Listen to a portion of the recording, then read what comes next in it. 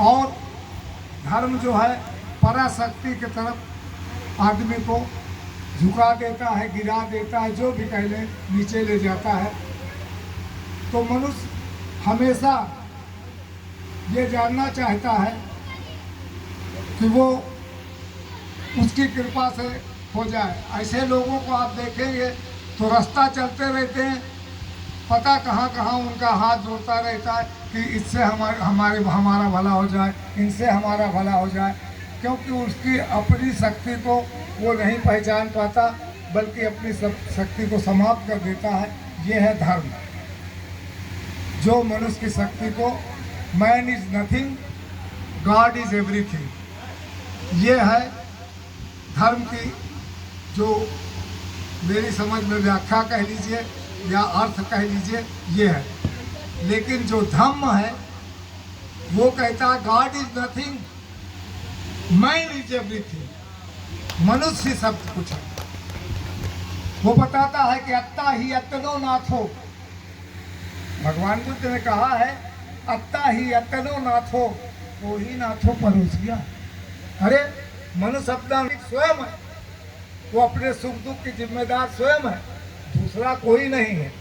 तो साथियों, बौद्ध धर्म मनुष्य को स्वावलंबी बनाता है। और जब भारत में बौद्ध धर्म था, भारत खुशहाल था, माला माल था, विश्व गुरु आज भी अगर कहलाता है तो आज लंबी लंबी बातें, लंबी लंबी सब कुछ करते हैं। सब लोग कहते हैं, अपने अपने धर्म की बड़ाई करते हैं, तरह तरह का दुनिया भर का नाटक फैलाते रहते हैं। हम तो अखबार वगैरह में पढ़ते देखते रहते। लेकिन मैं पूछना चाहता हूँ, तुम दुनिया भर का कुछ कर लो, अभी पिछले दिन भी क्या कहाँ ढूंढा जा रहा था क्या, तो कुल मिला करके, लेकिन अगर भारत कहीं खड़ा है, भारत कहीं स्टैंड है, भारत का कहीं वजूद है, तो बौद्ध धर्म के कारण से है। क्योंकि विश्व गुरु भारत कहलावा, मैंने लिखा एक जगह कि विश्व गुरु भारत कहलावा, बौद्ध धर्म जब सब जग पावा। लुम्बिन वन में धरव शरीरा, गया ज्ञान भू भैरन धीरा, भाखव सारनाथ में जाना, कुशीनगर भू पर निर्वाणा, चारों धाम जो तीरथ करिए, निश्चय सो भवसागर तरिए। तो साथियों, बौद्ध धर्म जब तक हमारे पास था तब तक हम खुशहाल थे, हमारा समाज खुशहाल था। जब से यहाँ ब्राह्मणवादी व्यवस्था चली तो सबसे पहला तो मंत्र है कि इन्होंने डस लिया कि स्त्री शूद्रो विद्या न धीयता। अब आप सोचें, इन मंत्रों पे गौर करें, इन मंत्रों में बड़ा रहस्य और बहुत कुछ आपको मिलेगा। स्त्री शूद्रो विद्या न धीयता, क्यों भैया? स्त्री और शूद्र को विद्या कहे नहीं देने की बात कर रहे हो? इसलिए नहीं कर रहे हो कि स्त्री को भोग्या बनाना है, पैर की जूती बनाना है, उसको अपनी गुलाम बनाना है। इसलिए स्त्री को विद्या दे दोगे, ज्ञानवान हो जाएगी तो तुम्हारे चंगुल में नहीं फंसेगी। इसलिए स्त्री को विद्या ना दो। स्त्री शूद्रो, और शूद्र को गुलाम बनाना है, शूद्र को ऐसा गुलाम बनाना है कि हाथ लगा माटी को हमने सोना कर उसे दिखाया है, ऐसे ही भारत मेरा सोने की चिड़िया नहीं कहलाया है। अरे हमने कंस्ट्रक्शन, प्रोडक्शन, इस देश का सब हमारे हाथ में है, लेकिन हम मेहनत करके, पसीना चुहा करके अपने शरीर का इसी तरीके से जो उगाते हैं, पैदा करते हैं, उसको रखते हैं घर में, लेकिन उसके बाद इनके गोदाम में चला जाता है बड़े लोगों के। उसके बाद पानी छिड़कवाए दिए पंडित जी से, और कहेंगे अब हम ही छुए तो वो अछूत हो जाएगा, वो बेकार हो जाएगा। ये है समस्या, इसको समझना पड़ेगा। क्योंकि साथियों, किसी भी देश अथवा कौम को गुलाम बनाए रखना हो, उससे विद्या छीन लो, उसका इतिहास मिटा दो, तो वो अपने आप गुलाम बन जाता है। साथियों, इतिहास तो ये हमारा मिटा नहीं सकते। उसके पीछे आप जानते हैं कि आज भी अगर बामियान में खोजा गया तो भगवान बुद्ध की विश्व के सबसे बड़ी मूर्ति मिली। कहाँ तक छिपाओगे तुम?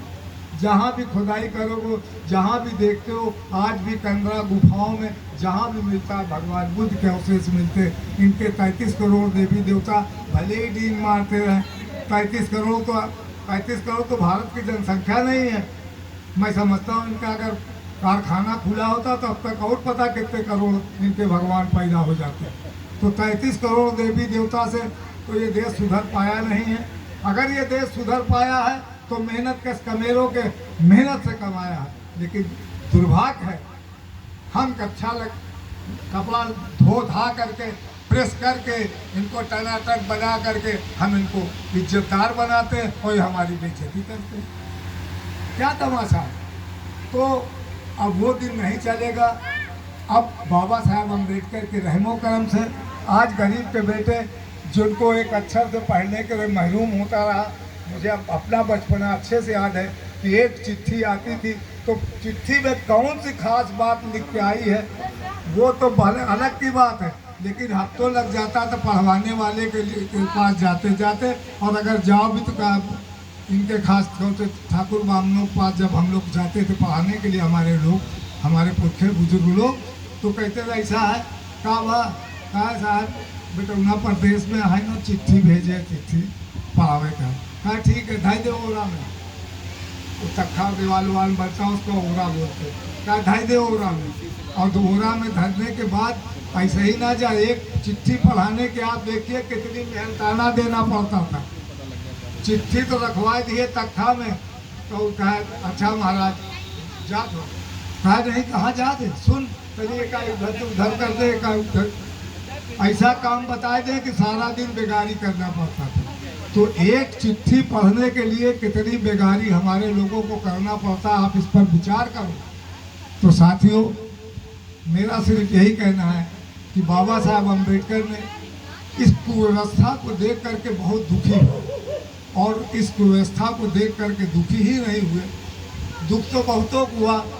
क्योंकि जिसको कहा थे, जिसके तो कहावत है कि जकरे पाँव न फटे बेवाई उनका जाने पीर पर आई। तो जिसको दुख नहीं झेलना पड़ता वो दुख की कीमत नहीं जानता। तो हमारे लोगों ने पीढ़ी दर पीढ़ी दुख झेला था, पर बाबा साहब अम्बेडकर एक ऐसे रहनुमा हमारे बीच में पैदा हुए, एक ऐसे महापुरुष पैदा हुए, एक ऐसे शक्तिशाली पैदा हुए कि उन्होंने देखा कि जब स्थिति समाज के देखने के बाद उन्होंने एहसास किया कि ज्ञान विद्या हरा चल के ऐसी ये चाल, ज्ञान विद्या हरा चल के ऐसी ये चाल, पशु से बदतर हुए हम पुरोहित के लाल। लंबी है ये कथा सुनिए करके अब हाल, कैसे हुआ सूत्र छूत मैं बताऊं, है तमन्ना बसा मन के मंदिर, अपने बाबा के गुण में गाऊं। तो बाबा साहब अम्बेडकर ने देखा कि सबसे जो हमारे पतन का कारण है अशिक्षा है, इसलिए उन्होंने सबसे पहले विद्या पर चढ़ाई की और MA MSc PhD DSc LLD DLit बार एटला और भोपिया मऊ छपरा यूनिवर्सिटी की डिग्री नहीं, Oxford University London, Bonn University Germany, Columbia University America की डिग्री बाबा साहब अम्बेडकर के पास। साथियों, आप विचार करिए क्यों बाबा साहब ने इतना पढ़ा लिखा, क्योंकि वो एकदम जड़ से जाके तह तक जा करके जानना चाहते थे। क्योंकि कोई भी दुख तभी आप दूर कर सकते हैं जब दुख जानो, दुख का कारण जानो, और जब दुख और दुख का कारण जानोगे तभी उसका निवारण आप कर सकते हो, इसके अलावा कोई दूसरा रास्ता नहीं। तो साथियों, हम लोग के समाज में बच्चे अब पढ़ने लिखने लगे, पढ़ लिख करके जितना हम पढ़ गए, जितना हम जान रहे हैं, हमारे बच्चे हमसे ज़्यादा जानेंगे, हमें ऐसा विश्वास है। और सबसे बड़ी बात है कि समाज में ऐसे बुद्धिजीवी लोग भी पैदा हो गए जो वर्ण जात की व्यवस्था से ऊपर उठ करके मानवता की बात करते हैं, और उनके समझ में आ गया कि मानव की एक जात है, मानव की एक जात है, मानवता एक धर्म, मानव की एक जात है, मानवता एक धर्म, जाने जो इस सत्य को जाने धर्म का मर्म। धर्म न हिंदू मुसलमान, धर्म न हिंदू मुसलमान, नहीं बौद्ध ईसाई जैन, धर्म न हिंदू मुसलमान, नहीं बौद्ध ईसाई जैन, धर्म चित्त की शुद्धता, धारत हो सुख चैन। जब मन से अच्छा देखोगे, अच्छा बोलोगे, अच्छे विचार, अच्छे कर्म करोगे तो जीवन में आपको सुख ऐसे लग जाएगा जैसे परछाई आपके पीछे चलती रहती, वो आपका पीछा नहीं छोड़ती। तो साथियों, बाबा साहब अम्बेडकर ने बहुत कुछ हम लोगों को दिया और हम लोगों के ऊपर मैं समझता हूँ एक जिम्मेदारी आ जाती है, क्योंकि बाबा साहब ने जितना कुछ किया वो एक अकेले शिक्षित होकर के उन्होंने किया था।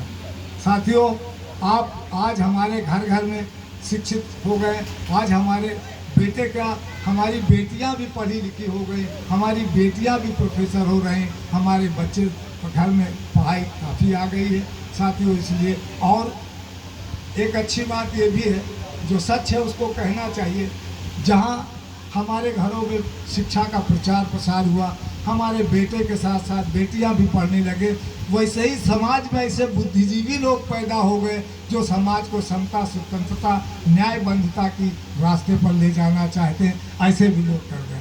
हमारे बीच जैन साहब आए बैठे हैं, अक्सर आते हैं हमारे पास डिस्कशन करने के लिए, अक्सर उनसे काफ़ी बातें होती है और गरीबों के बीच में बड़ी रुचि लेते हैं। तो मेरा कहने का तात्पर्य है कि ऐसे लोग समाज में हो गए हैं जो समाज से में मानवता का प्रचार प्रसार करना चाहते हैं, जो चाहते हैं कि जो भारत की मूल परंपरा थी, जो भारत का मूल सिद्धांत था कि मानव की एक जात है, मानव की एक जात है, मानवता एक धर्म, जाने जो इस सत्य को जाने धर्म का मर्म। तो साथियों, मैं चाहता हूँ कि असल में मैं बोलता रहूँगा तो आप मतलब चुकने वाला मामला नहीं है, क्योंकि दिन रात यही सब करते रहते हैं। मेरी इच्छा है कि आप लोग को सुना जाए। मैं तो आपकी सेवा में रहूँगा, जब चाहेंगे चरणों में बुला लेंगे, मैं ज़रूर आऊँगा। इसलिए मैं चाहता हूँ कि जो हमारे बीच तमाम लोग आए हैं बाहर से उनको सुना जाए। और मोतीलाल जी संचालक से निवेदन करूँगा कि हमारे बीच में जैन साहब आए हैं, उनको सुना जाए, क्योंकि बहुत रसीद सोच रहे हैं।